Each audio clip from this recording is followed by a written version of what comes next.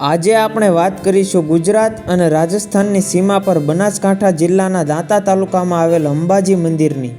તેનો ઇતિહાસ આપણે જાણીશું અને ત્યાંના દર્શન કરવાનો મહિમા પણ આપણે જાણીશું. તો આ વિડીયો પૂરો જોજો મિત્રો. અંબાજી મંદિરની કંઈક એવી કહાની છે કે અહીં અખંડ જ્યોતિ ક્યારેય ઓલવાઈ નથી. 1200 વર્ષ જૂનું મંદિર છે, જે મંદિર આજે પણ લોકોને અહીં દેવી તત્વની હાજરી અનુભવાય છે. આ મંદિર દેશના સૌથી જૂના અને પવિત્ર શક્તિ તીર્થ સ્થાનોમાંથી એક છે.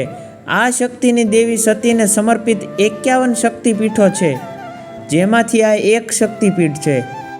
અંબાજી મંદિર ગુજરાત રાજસ્થાન સીમા નજીક અરવલ્લી શૃંખલામાં આરાસુર પર્વત ઉપર સ્થિત છે, જે દેશનું એક ખૂબ જ પ્રાચીન મંદિર છે. આ મંદિર લગભગ 1200 વર્ષ જૂનું છે. સફેદ આરસપાણાથી બનાવેલું આ મંદિર ખૂબ જ ભવ્ય છે.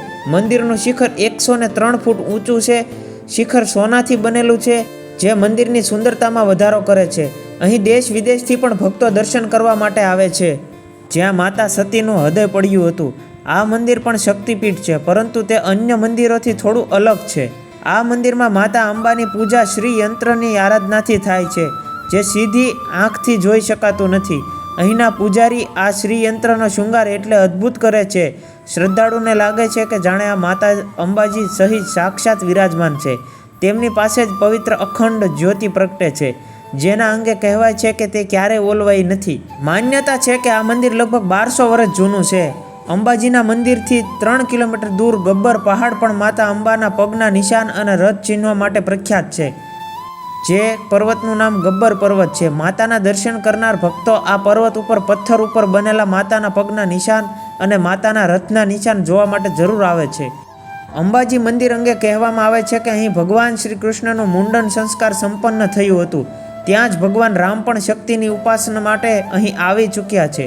નવરાત્રિ પર્વમાં શ્રદ્ધાળુઓ વિશાળ સંખ્યામાં અહીં માતાના દર્શન કરવા માટે આવે છે. આ સમયે મંદિરના ફળિયામાં ગરબા કરીને શક્તિની આરાધના કરવામાં આવે છે. બીજી એક કથા પ્રમાણે સીતાજીની શોધ કરતાં શ્રી રામ અને શ્રી લક્ષ્મણ આબુ પર્વતમાં જંગલની દક્ષિણે આવેલા શૃંગી ઋષિના આશ્રમે આવ્યા હતા. ઋષિએ તેમને અંબાજીની આરાધના કરવાનું કહ્યું હતું. શ્રી રામ અને શ્રી લક્ષ્મણે આરાધના કરી દેવોને પ્રસન્ન કર્યા. દેવોએ પ્રસન્ન થઈ અજય નામનું એક બાણ આપ્યું, જેનાથી શ્રી રામે રાવણનો નાશ કર્યો હતો. દ્વાપર યુગમાં શ્રી કૃષ્ણની બાબરી ઉતારવાની વિધિ માટે નંદ અને યશોદા ગબ્બર આવ્યા હોવાનું અને 3 દિવસ રોકાઈને ભગવાન શિવ તથા અંબાજીની પૂજા અર્ચના કરી હોવાનું એક કથામાં વર્ણન કરવામાં આવે છે. અંબાજી મંદિરથી 5 કિલોમીટર દૂર ગબ્બરની પહાડી પણ ધાર્મિક દ્રષ્ટિથી અત્યંત મહત્વપૂર્ણ માનવામાં આવે છે. આ પહાડી પર માં અંબાના પ્રમુખ નિવાસસ્થાન પણ છે, જ્યાં અખંડ જ્યોત ચાલે છે. અંબાજી મંદિરની સાથે સાથે ગબ્બરની પહાડી પર શ્રદ્ધાળુ વિશેષ આસ્થા રાખે છે અને અહીંયા પણ દર્શન કરવા આવે છે. અહીંનું વાતાવરણ ખૂબ જ સારું, આધ્યાત્મિક અને શાંતિથી બનેલું છે, જ્યાં ભક્ત પ્રાર્થના અને ધ્યાન કરે છે. એવું કહેવામાં આવે છે કે અંબાજી મંદિર મૂળ રાજસ્થાનના સિરોહી જિલ્લાના આરાસણા ગામના છે. દાતાના મહારાજા માં અંબાના પરમ ભક્ત હતા અને તે દર પૂનમમાં અંબાના દર્શન કરવા માટે આરાસુરી મંદિર આરાસણા આવ્યા કરતા હતા. અંબાજી મંદિરમાં સવારની આરતી 7:30 થી 8 વાગ્યા સુધી કરવામાં આવે છે. સવારના દર્શન 8 વાગ્યાથી 11:30 વાગ્યા સુધી થાય છે અને બપોરની આરતી 12 થી 12:30 સુધી કરવામાં આવે છે. સંધ્યા આરતી 7 થી 7:30 સુધી કરવામાં આવે છે. સંધ્યાના દર્શન 7:30 થી 9 વાગ્યા સુધી મંદિર ખુલ્લું હોય છે. અંબાજી મંદિર પહોંચવા માટે ઘણા સાધનો છે.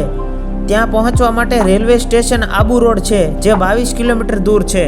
ત્યાં રોડથી પણ પહોંચી શકાય છે અને હવા માર્ગથી પણ પહોંચી શકાય છે, જે અમદાવાદ અને ઉદયપુર આ બંને જગ્યાથી પહોંચી શકાય છે. ત્યાંથી અંબાજી મંદિર પહોંચવું સરળ બની જાય છે અને ત્યાં રોકાવા માટે સારી હોટલો પણ મળી રહે છે. તો આ તો અંબાજી મંદિરનો નાનો એવો ઇતિહાસ. મળ્યા નવા વિડીયોમાં. વિડીયો ગમ્યો હોય તો લાઈક, સબસ્ક્રાઈબ કરવાનું ભૂલશો નહીં.